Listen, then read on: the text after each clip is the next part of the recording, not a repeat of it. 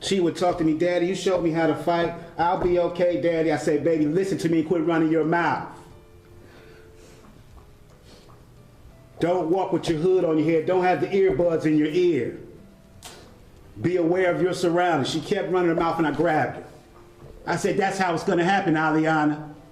I said, that's how it's gonna happen. Cleveland, Ohio was home for 14-year-old Alianna Defreeze throughout her childhood. She spent her time between the homes of her biological father, Damon Defreeze, and his wife Watanya, and the home of her mother Denesha Cooper. On January 26, 2017, Alianna took her usual route to her E-Prep Woodland Hills schools, where she was enrolled as a 7th grader.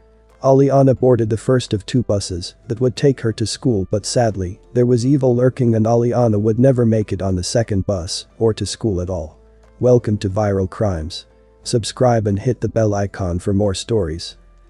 Alianna was a carefree, joyful teenager who loved to play with Barbie dolls and watch her favorite TV shows. She was the child of Damon Defreeze and Denesha Cooper. Her parents were married, but split shortly after she was born. Alianna suffered from a mental disability that required her to take medicine on a regular basis, and she was also in special education classes.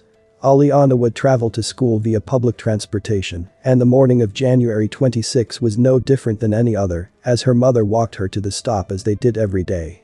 Because Alianna had not returned home by 3:45 p.m., her parents phoned the school to inquire about her whereabouts and obtained this information for the first time. At that point, there had already been 9 hours that passed. After learning that Alianna never showed up to school, Alianna's family filed a missing person report and a thorough search of the whole city was initiated. The police were able to piece together Alianna's route with the help of transit CCTV and security video from nearby businesses. Detectives confirmed that Alianna made it safely onto her first bus. She was observed standing on the bus, then later seen talking to a male friend. She was seen talking to this individual for the duration of her trip. At first, detectives wondered if this individual had something to do with Alianna's disappearance, but later noticed that Alianna and this person parted ways, which ruled him out as a suspect. Alianna was observed getting off of her first bus just before 7 in the morning. She was then observed walking across the intersection to catch her second bus when she came along a guy who appeared to frighten her. She could be seen walking past a man, then taking a step backwards from him. When he noticed Alianna, he started following her and ultimately wrapped his arm over her shoulders and led her into a field. Sadly, this would be the last images of Alianna alive.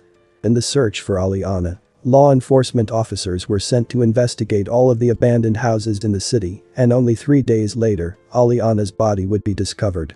Alianna's naked body was found dumped in the corner of a dark room in an abandoned home. Her body showed signs of torture, sexual assault, and she had been beaten to death. Alianna's neck had been cut, her jaw had been shattered, and her killer drilled 5 holes in her face, dislodging her right eyeball.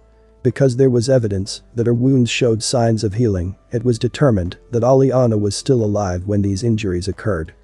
A hammer, screwdriver, drill, and box cutter were all carefully laid out on the table in the dining room of the abandoned home, as if this was the workstation of the killer. All of the torture tools were coated with Alianna's blood.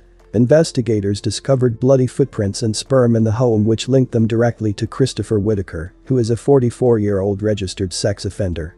Christopher Whitaker is also the guy seen on CCTV video abducting Alianna. This was not the first time Christopher has shown how violent he could be. In 2005, Christopher went to a woman's house, knocked on her door, and asked to use her restroom. After the woman turned her back to him, he pounced, stabbing her in the neck with a pair of scissors and then sexually assaulting her. He was found guilty of sexual battery and felony assault. Unfortunately, he was only sentenced to 4 years in prison. Christopher was arrested on February 2 and charged with the murder of Alianna. He was also charged with rape and kidnapping. He admitted his guilt right after and blamed his outburst on being under the influence of cocaine at the time. It turned me into a monster, and I don't like who I became. The world is gonna hate me now, and she never had a chance to grow up, never had a chance to experience anything, and I took that away from her, and there's nothing I can do to bring her back. I was so high and I was so out of my mind, and it was like I was out of character, and I got what I got coming and I deserve it. I will write a formal apology to her family that they probably don't want to hear, but I will do it anyway. I don't want a circus made out of this. I just want to go to court and get it over with. The prosecuting attorneys did not believe Christopher's story that he blacked out during the commission of the crime and thus had no recollection of what had taken place. They said that the fact that he hid weapons in the empty house before the murder was evidence that it was a planned act. Christopher Whitaker would later take full responsibility for the crime, possibly to avoid the death penalty. From the beginning, I've accepted full responsibility for my actions. I assisted the detectives as to where to find my clothes and boots I was wearing that day. I never wanted this to happen, and ever since that day, I've been filled with regret and remorse. Through the year, I made a lot of phone calls, and in those calls, I've said things and lied about things in order to protect my family's feelings. I've admitted to my guilt to the detectives and to my lawyers. I asked my lawyers not to contest or challenge anything in this case because I really wanted the Defreeze family to have closure. I will not try to hide behind drugs or alcohol. I will not pretend or lie because it wouldn't be fair to the family. I apologize to the family and the community for my actions. There is no excuse for what I've done. I can't imagine the pain the family feels, but I know the pain I felt when I had to look at what I've done. If I could go back to that day in January, I'd change everything, but I can't, so I have to live with each day with this shame, hurt, and guilt. And although the trial is over, the regret and painful memories will remain with me. That's just things I can't shake. I pray that the family can find peace and she can find rest. And my apologies. Christopher was condemned to death in addition to receiving an extra 48 years in prison. Alianna's father, devastated at the loss of his daughter, gave an emotional statement in court. It takes a real monster to take a child who's going on her way happily to school. It happens too often. Every time I turn on the news, read the paper, there's a child missing. Not only child, there's men and women missing also.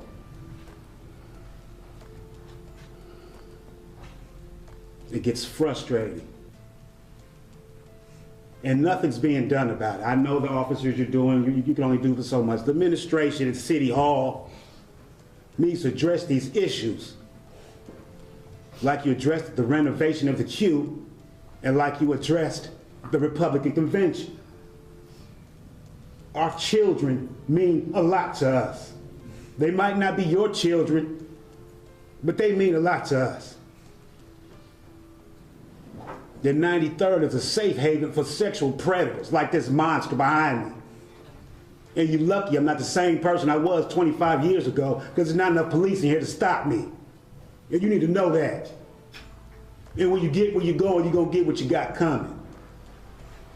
Before you get to that gas, that lethal injection chamber. My baby didn't have a chance.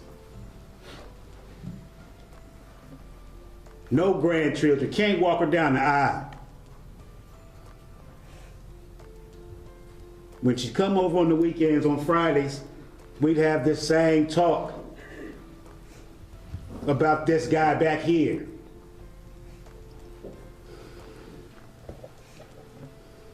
I warned her of guys like that. I warned her of the abandoned buildings. I told her to watch out for these predators. I didn't want her catching 2 buses to school.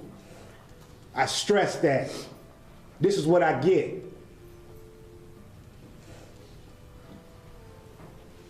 She would talk to me, Daddy, you showed me how to fight. I'll be okay, Daddy. I said, baby, listen to me and quit running your mouth. Don't walk with your hood on your head. Don't have the earbuds in your ear. Be aware of your surroundings. She kept running her mouth and I grabbed her. I said, that's how it's gonna happen, Alianna. I said, that's how it's gonna happen. Now what you gonna do? Wow, Daddy, you scared me. I said, yeah.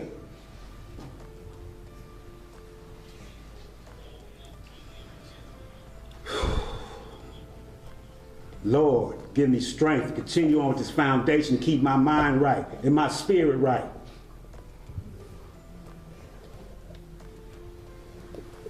Excuse me, so I can look at this bitch ass dude. You're addressing the court, Mr. Defreeze, not... I said enough. Thank you, Your Honor. Thank you. With respect to sentencing as to the non-capital charges, Mr. Alwadal? The Alianna Defreeze Let's Make a Change Foundation was created in 2017 by Alianna's parents. It is a non-profit organization that focuses on kids' safety by advocating for better transit to schools, more police presence on the streets, and the destruction of abandoned houses. In 2019, Alianna's parents filed a wrongful death lawsuit against the city of Cleveland, the Cleveland Metropolitan School District, the school where their daughter had been enrolled, and others involved in her death. They said that they were registered in a system that would allow the school to contact them of Alianna's absence in the event that it took place. However, on January 26, the family was not informed that Alianna had not reported to school as expected. The lawsuit said that city officials had violated their duty to monitor abandoned premises for unlawful activity. They lost the case against the school, clearing the institution of any responsibility for Alianna's death, but in 2019, the Alianna Alert Bill became a law. Under this legislation, all K-12 schools in Ohio are now obligated to tell parents of an unexplained absence of their kid within 120 minutes of the school's notification time. Alianna's mother, Danesha Cooper, said, "Alianna really wanted to help people. And I think she'd be proud of the things that are being put into place to help other people so that no one else has to suffer. What happened to Alianna was unimaginable. She should have been safe going to school. She should have had the chance to live her life. My condolences to her friends and family. May you continue to heal. Thanks for watching, and I will see you in the next video."